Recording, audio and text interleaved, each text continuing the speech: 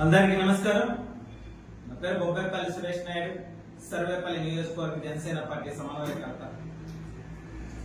లేస్తే ప్రతి ఓడు కూడా ఓడిపోయిన వైసీపీ నాయకులు కానించి పవన్ కళ్యాణ్ గారిని తిట్టంగానే మాట్లాడంగానే మేము ఫేమస్ అయిపోతాం అనుకుంటున్నారు. ఆ లుచాలకి లోఫర్లకి నేను ఒకటే తెలియజేస్తా ఉన్నా, పవన్ కళ్యాణ్ గారిని ఒక మాట అన్నా, ఆయన మీద ఒక దుష్ప్రచారం చేయాలన్నా మీ జీవితాలు తెగిన గాలిపటంలాగా అయిపోతాయనేటువంటి విషయం తెలుసుకోవాలా. ఏదైతే 2 రోజుల క్రితం ఈ రాజానగరం కాజా జక్కంపూడి కూజ ఇతను గత వైసీపీ పార్టీలో రాజానగరానికి ఎమ్మెల్యే, ఇప్పుడు మాజీ ఎమ్మెల్యే, ఆయన యువజన నాయకుడు కూడా. ఈయనకి నేను ఒకటే తెలియజేస్తా ఉన్నా, అయ్యా రాజా కాజా, నువ్వు క్రాస్ అంటే నువ్వు ఆ క్రాస్ అనుకుంటావేమో. క్రాసుల్లో 2 రకాలు ఉన్నాయి. మేమేడ ఒరిజినల్. ఈ విషయం గుర్తుపెట్టుకో. ఏదైతే నేడు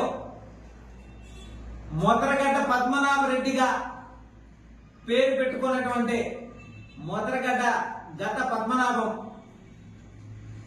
ఆయన్ని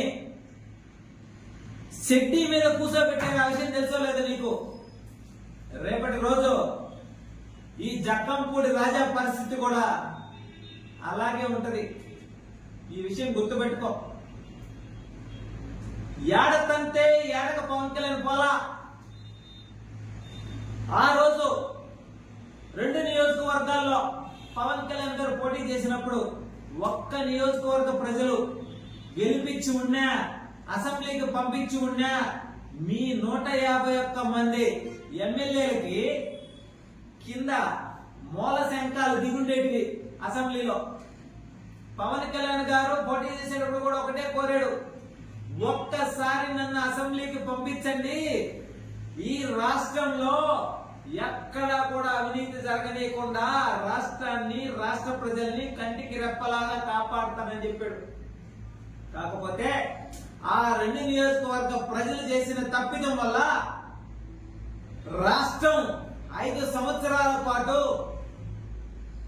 మీలాంటి అవినీతి, అక్రమాలు, రౌడీయిజం, గూండాయిజం, రాజారెడ్డి రాజ్యాంగం నడిపించి రాష్ట్రాన్ని 30 ఏళ్ల వెనక్కి తీసుకెళ్లిపోయినటువంటి పరిస్థితి. అదే ఆనాడు వాళ్ళు గెలిపించుంటే రాష్ట్రానికి ఒక రాజధాని, ఒక పోలవరం ప్రాజెక్టు కోసం, ఒక వైజాగ్ స్టీల్ ప్లాంట్ కోసం అడుగులు ముందుకు వేయించినవాడు.